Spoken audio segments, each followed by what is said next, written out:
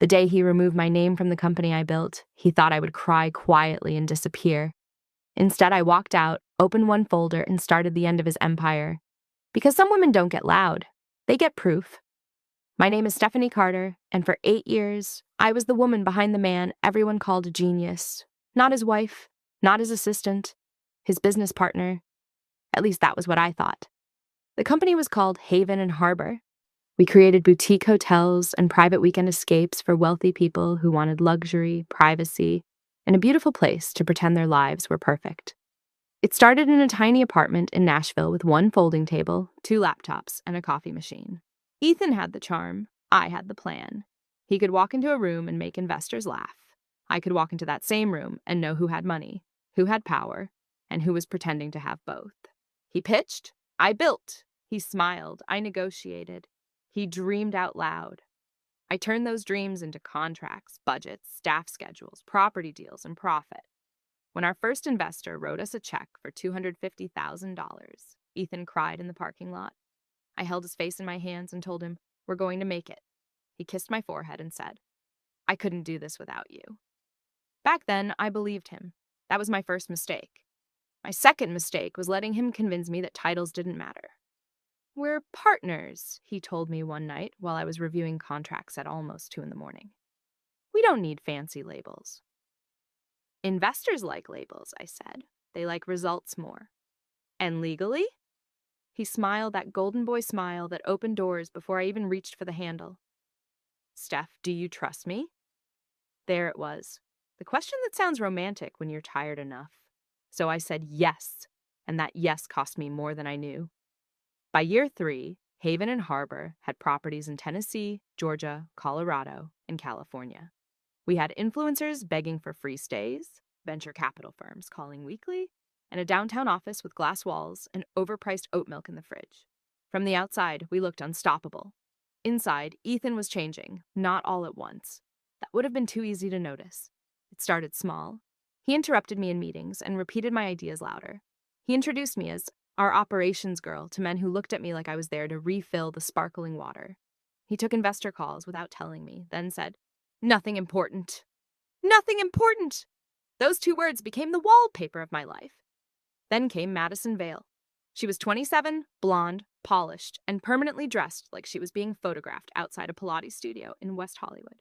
Ethan hired her as head of brand without asking me. "She understands luxury," he said. I looked at her resume. She ran social media for a candle company. A very successful candle company. She misspelled strategy twice. She has instincts. Instincts. That was what men called it when a pretty woman agreed with them. Madison started sitting in on meetings she didn't need to attend. She laughed too hard at Ethan's jokes.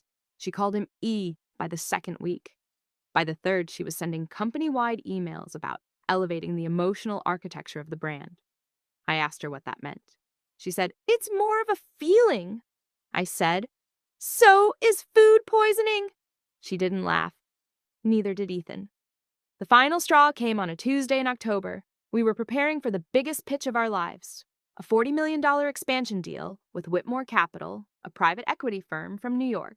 If we landed it, Haven and Harbor would go national. Napa, Aspen, the Hamptons, Palm Springs. I had spent 6 months building that expansion plan. Every number, every market analysis, every risk, every acquisition target. That deck was my work, my brain, my sleepless nights. The morning of the pitch, I wore a navy suit, pearl earrings my mother gave me, and heels that said, "I may smile, but I read every footnote." When I walked into the conference room, the investors were already seated. Ethan stood at the front. Madison stood beside him. My seat was gone, not moved. Gone. I looked at Ethan. He wouldn't meet my eyes. "Stephenie," he said too brightly. "Great, you're here. We actually need you to sit this one out." For a second, the room went silent in that awful way rooms do when everyone knows something cruel is happening, but no one wants to admit it. I laughed once, not because it was funny, because my body refused to understand. "Excuse me?" Ethan stepped closer and lowered his voice. "The investors want a cleaner founder narrative." "A cleaner founder narrative?" Madison touched his arm. "It's just optics." I looked at her hand, then at him. then at the screen behind them. My deck was open, my numbers were on display, but the first slide said, presented by Ethan Cole, founder and CEO, Madison Vale, Chief Brand Officer. My name was nowhere. Something inside me went very still, not broken, frozen, like a lake in January. I said, "Ethan, step into the hallway." He sighed like I was being difficult, like I had spilled coffee on his big moment. In the hallway, I kept my voice low. "You removed me from my own pitch." "It's not personal," he said. That sentence should be illegal. It is exactly personal. Whitmore wants one clear face, one strong CEO, one simple story. And Madison is part of that story. She represents where the brand is going. I built the brand. You built the back end. The back end? 8 years of 18-hour days, 8 years of missed holidays, 8 years of calming angry property owners, training staff, fixing budgets, rewriting contracts, and cleaning up Ethan's promises after he made them too fast and too big. The back end. I stared at him, and for the first time, I saw him clearly. Not as the friend who cried in the parking lot, not as the partner who said he couldn't do it without me, as a man who had spent years standing on my shoulders and had finally convinced himself he was tall. "If you go into that room without me," I said, "you will regret it." His face hardened. "Don't threaten me, Stephenie. I'm not threatening you, I'm informing you." He smiled, cold and small. "This is exactly why the board has concerns. You're emotional." There it was, the oldest little knife in the drawer. Emotional. A woman can build an empire from dust, but the moment she objects to being robbed, suddenly she's unstable. I looked at him for a long moment, then I smiled. "Good luck with your pitch." And I walked out. Not because I was defeated, because real revenge requires an exit. Not a tantrum, not a scene. An exit. I went straight to my office, closed the door, and opened the folder I had hoped I would never need. You see, I may have trusted Ethan too much, but I was never stupid. For 8 years, I had kept records, every email, every draft, every investor memo, every contract version, every message where Ethan called me his partner, every voice note where he said, "You're the reason this company works." And most importantly, the original operating agreement, the one Ethan thought had been replaced. It had not. 2 years earlier, when he tried to clean up the cap table, our attorney noticed Ethan had attempted to dilute my ownership without proper notice. I confronted him then. He apologized. He said it was a misunderstanding. He cried again, and I let it go. But after that, I quietly hired my own attorney.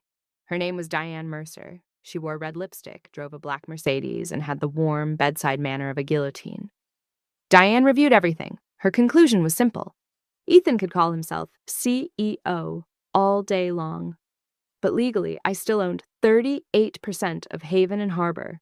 And because of a clause Ethan had forgotten existed, any financing deal, over $10 million, required my written approval. The Whitmore deal needed my signature. I opened my laptop and sent Diane one sentence. "It's happening." She replied in less than a minute. Finally. By noon, Ethan had called me 7 times. I didn't answer. By 1, Madison texted me. "Hey, Stephenie, I know today was tense, but we're all on the same team. Maybe we can grab coffee and reset?" I stared at the message. Coffee. The woman had helped erase me from my own company and wanted to heal it with a latte. I blocked her. At 2:17 p.m., Ethan burst into my office without knocking. His face was pale. "They won't move forward without your signature." I leaned back in my chair. "That sounds inconvenient." "Don't do this." "Do what?" "Sabotage the company because your feelings are hurt." There it was again. Feelings. I stood up slowly. My feelings didn't remove my name from the deck. My feelings didn't misrepresent company leadership to investors. My feelings didn't try to dilute my shares. My feelings didn't breach fiduciary duty. His mouth opened, then closed.